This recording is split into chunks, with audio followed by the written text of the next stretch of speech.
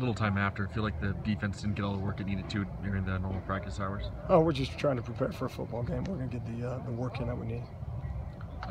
As a coach, do you try and bring a little extra intensity after a big win like that to prevent any backsliding? Or? No, I think as much as anything else, you try to establish a standard for who you are and what you are. And until you get that standard, or on a day in and day out basis, if you don't reach that standard, then the guy's got to understand that.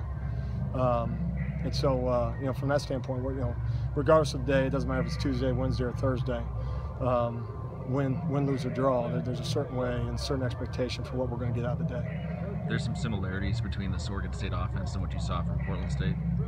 There's commonalities. I mean, anytime you're talking about I don't even know what pistol means anymore. There's so many different. It's kind of like saying spread offense. There's just so many different variations. But certainly there's some commonalities, and certainly a very, very athletic quarterback, and they got good speed. Does when you are playing some variation of a pistol, does Coach Mastro come on over, provide any insight?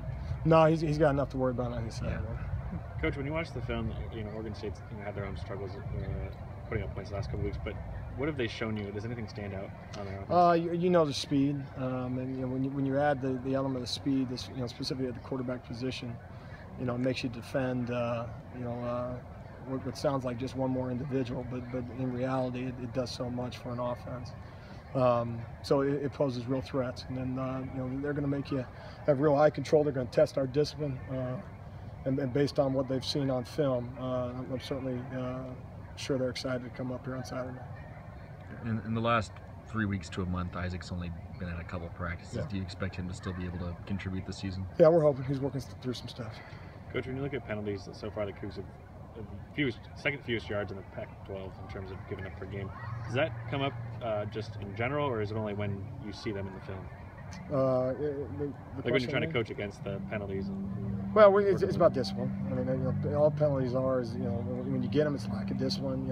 My biggest frustration is a couple times we've had penalties this year. It's been in some key situations, and that can't happen because you're just beating yourself. It really seems like a very low number, if any, defensive pass interference, those kind of holding penalties. I mean, are the defensive backs being particularly disciplined? Well, you can call it discipline, or you can say it's non-aggressive. It's probably somewhere in the middle. So not that we're going to be excited by getting PIs, but in the same token, we got to be more aggressive when the ball's in the air, and take advantage of those opportunities. Thanks.